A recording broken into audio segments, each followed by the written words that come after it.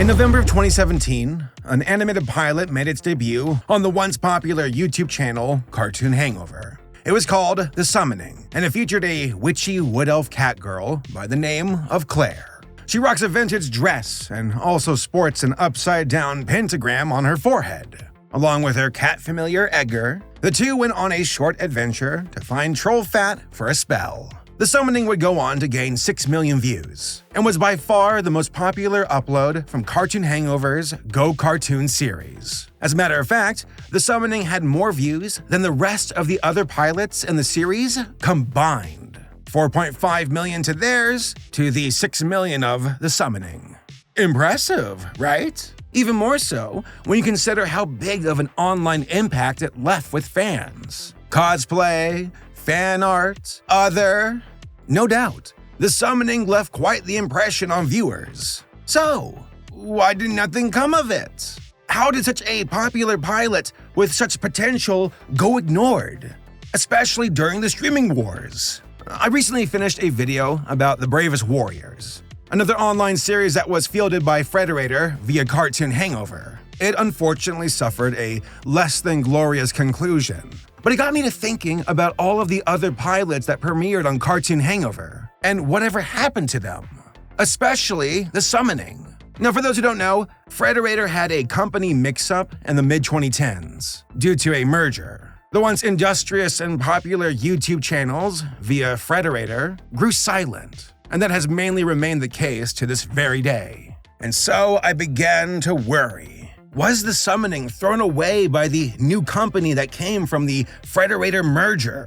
Was the pilot locked away in the IP vault? How could such a popular pilot to this degree go untapped? I needed to find out. And folks, did I find out. And I'm pretty sure I'm one of the few who actually knows. So let's take a closer look. I want to die. So, what are the origins of The Summoning? Oddly enough, our story begins back in ancient Egypt over 10,000 years ago. Nah, I'm just joking. So back during the Industrial Revolution, okay, I'm joking, back in the 1990s, that's where we start, baby. Back in the 90s, we have enter Fred Seibert, one of the most influential people in recent history when it comes to animation, specifically cartoons. The guy helped to develop multiple series that fielded pilots via incubator programs. What a Cartoon yielded Dexter's Lab, Powerpuff Girls, Johnny Bravo. Oh Yeah Cartoons launched Fairly Odd Parents, My Life as a Teenage Robot, Chalk Zone. Random Cartoons provided Bravest Warriors, Adventure Time, and of course, the greatest cartoon show of all time, Fanboy and Chum Chum. And there will be even more incubator series on YouTube via Cartoon Hangover with Two Cool Cartoons. That's where Bee and Puppycat came from. And then Go Cartoons, which brings us back to The Summoning. By the way, I watched all of the shorts from Cartoon Hangover's pilot programs, and it can not be understated how influential Adventure Time is, or was, when it comes to the shift in tone of writing, characters, and of course, animation during the 2010s. Like, it's unbelievable. That show left a massive impact. Okay, I digress. The Summoning was created by Elise Castro, an Australian-based creator who had prior experience in drama, script writing, tattooing, and of course, the occult. Not like she was a bona fide witch that I know of, but she likes witchy things. Get this though, Elise had no background in animation prior to The Summoning.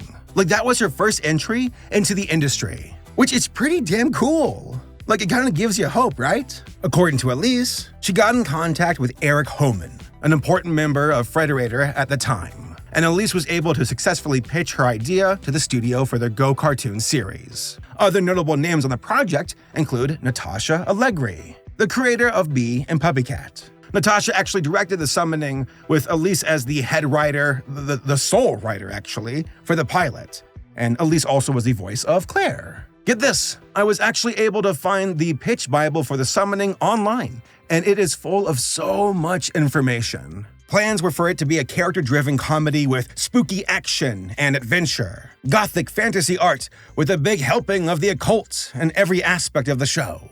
According to the pitch bible, The series would be, quote, tonally, the comedy of the show will run the gamut from dark and macabre to incredibly silly, at times juxtaposing hyper-cute characters with goth horror imagery, subverting expectations at every turn. The scope of the world's fantasy is vast and twisted, a mashup of Tolkien, the Elder Scrolls, Dungeons & Dragons, and the cooler, lesser-known corners of mythology from cultures around the world, end quote. The Summoning definitely had aspirations to tread the same path of Adventure Time, where it would gradually become more story-driven over time, relying more on seasonal arcs instead of an exclusively comedic, episodic, slice-of-life format. Claire would level up her magic within the Ridgewood Coven, as the secrets of the world would be revealed to her. Now, I don't want to say too much, in case the series ever actually gets picked up, future spoilers and whatnot. But no matter the tone of the show, Claire would be the main character, along with her friend and familiar, Edgar. Claire herself is macabre,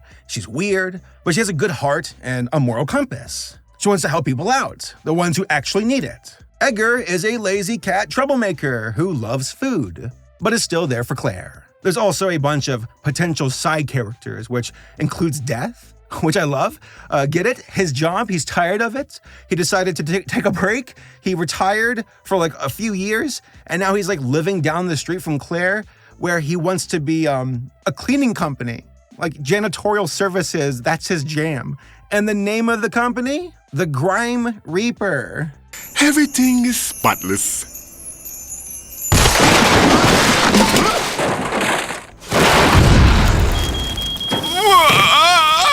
Love it. So yeah, it's pretty great to see such a substantial pitch Bible with room to grow. It gives me Owl House, Gravity Falls, and Amphibia vibes, which in my opinion is a good thing. And the designs of the characters and the world are fantastic. There are some cool elements of stylization like the geometric crescent moon in the background during Edgar's introduction, and the blatantly stylized smoke trails coming from the cauldron. I also really like the texture they use on the background elements. It creates some extra visual interest and helps to separate the characters from the environment and provide a punch of contrast. Such promise, such potential, such fan art. Oh. Honestly though, how could such a tremendously popular pilot that has already demonstrated its appeal to millions of people go nowhere? Well, I decided to find out, and I actually got an answer. Hell yeah! Hey, come on, baby! Come on! Yes! Come on! Ah! So, that brings us back to the main question of the video. Whatever happened to the summoning? I see that question posted all over the comments of the pilot. Or, they were there before, but YouTube got rid of them. I see the question on forums, on Twitter posts. Just anywhere where the pilot is brought up in conversation, the question emerges. So, what? Is it dead? Dormant? In the works? Is it in intellectual property jail? What happened? It is so bizarre to see such a celebrated pilot go nowhere. Or so one assumes from the outside looking in. Well, it should be said, for the sake of clarity, get it, clarity. I'm dying. That making a pilot and then getting it picked up as a series is very difficult. And the process has many factors and layers to it. Getting the chance to even make a pilot to begin with is already tough enough. And for the lucky ones who do actually get considered by networks or companies, I can only imagine that there's an avalanche of legal paperwork that most viewers can't begin to wrap their minds around. Oh, these characters you made that you love with all your heart? Well, they belong to us now. Now sign the dotted line. It's like Ursula with Ariel.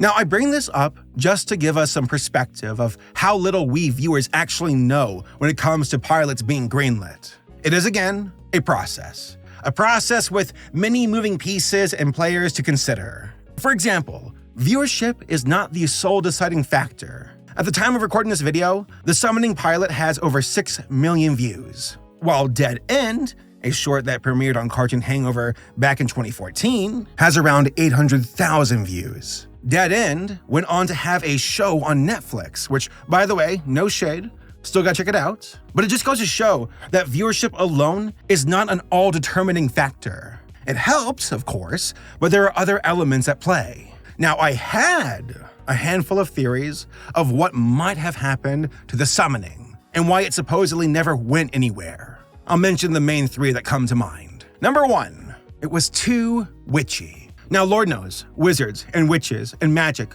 are a ton of fun and click with many viewers, especially millennials. Harry Potter stirred the imaginations of millions, and we're still seeing the ripple effects of its popularity to this very day. Take the Owl House, for example. Lots of fun in that magical world, but it does straddle the fence when it comes to monsters and spells and the occult. I can only imagine how often Disney pushes back with the show and what's allowed in the series. And I'm not talking just about the magic, am I right? But it's worth acknowledging that there are audiences who are put off by magic, notably Christian families. When I was in Christian private school, Harry Potter was banned, but Lord of the Rings was fine. I guess Harry Potter was too occulty, while Lord of the Rings was more of like, I guess, light magic, heavenly magic? I don't know. It was written by a Catholic, so maybe that's why it got a pass? Whatever, I digress. What I'm trying to say is that the topic of witchcraft and the occult, when you really get into the weeds of it, can be unnerving for some viewers. Not me, though. I love it. But seeing an upside pentagram on a character's forehead? Yeah. I bet you there were some network executives who are like uncomfortably shifting in their chairs, grasping for their cross on their neck, as most executives have, apparently. So that is my first theory. The summoning was just too dark for a perceived kid audience, and maybe even teens. And perhaps that was a reason why some networks might, let me underline that, might have turned it down, if it was ever considered to begin with. The Owl House? I'm sure Disney was like, we can work with this. But the summoning, with a cat witch with an infamous symbol on her forehead? Disney wouldn't touch that with a 6-foot pole. So either they passed completely, or they requested massive changes, and that leads to my next theory. Theory number 2. Elise, the creator of the summoning, had her own personal reasons for why her pilot remained just a pilot. Now, for the record, this is all just speculation on my end, so keep that in mind. For all 3 theories, just don't forget that. So like I said, the process of a pilot getting picked up is, I'd imagine, difficult. Lots of paperwork and lawyers and negotiations and logistics. It's a business transaction at the end of the day, and we cannot discount that fact. Perhaps networks did consider the summoning, but they had requirements in order to do so, and those requirements might not have been to Elise's liking. Make these changes, drop that character, it has to look like this and that and whatnot. For an artist who comes up with this idea, for any artist who comes up with any idea, I'd imagine it is a potentially gut-wrenching process to see your initial vision eviscerated by a corporation. And I don't think it's unwarranted to think that the creators for these pilots would prefer to take their ideas elsewhere. So maybe that was the case for the summoning? Again, pure speculation, who can say? But there was another theory that popped into my head after completing my research for the Bravest Warriors video, which is the following. Number 3, the summoning went down with the ship with Frederator. In a nutshell, Frederator, the company responsible for Cartoon Hangover, the YouTube channel that the summoning premiered on, hit a rough patch during the mid-2010s. And the once popular and industrious YouTube Entente grew silent due to financial issues and the company's change of command. I was worried that the summoning, along with many of the other pilots from the Cartoon Hangover's incubator projects, might have been collateral damage during the changes that Frederator endured during the mid-2010s. Who owned what? Were the pilots written off as a potential tax loss and were now null and void?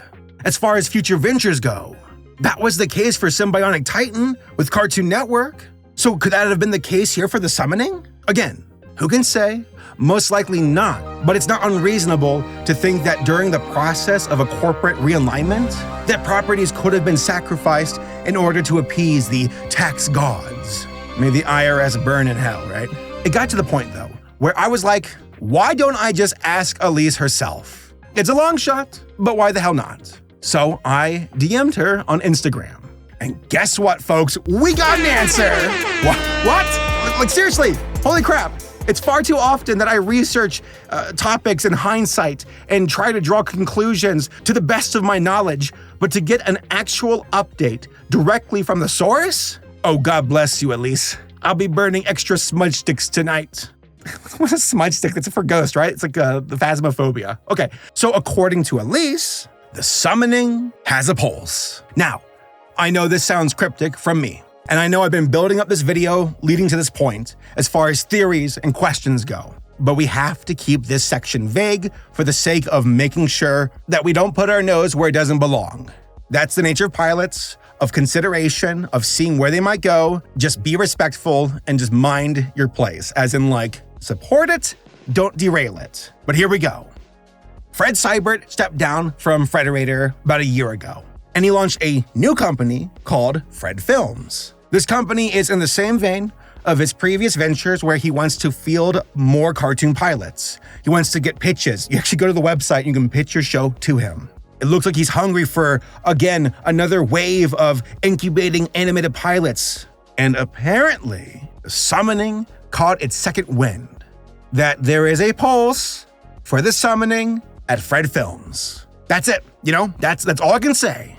But guys, we got an update. Like, how cool is that? And to have Fred in the driver's seat again with his own company is a very big vote of confidence. So I have a lot of faith that the summoning might potentially go places. Streaming services, YouTube directly, Nintendo DS exclusive. Who can say? Now, as far as the time frame from 2017 to this moment in 2022, I wasn't able to find any information of what happened to the summoning during that time. Did it suffer any setbacks? Or was it sitting on the back burner? Has it always been considered for projects in development? Who can say?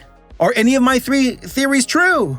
At the moment, there aren't any clear answers, nothing for me to go off of deliberately except for like a handful of things, which is, I can safely say, at the least, that Frederator does not have control over the series, so they can't shut it down or put it in IP jail. So that's good, that's a bonus. But just knowing that this pilot could go on to see the light of day is pretty damn cool and puts the biggest smile on my face.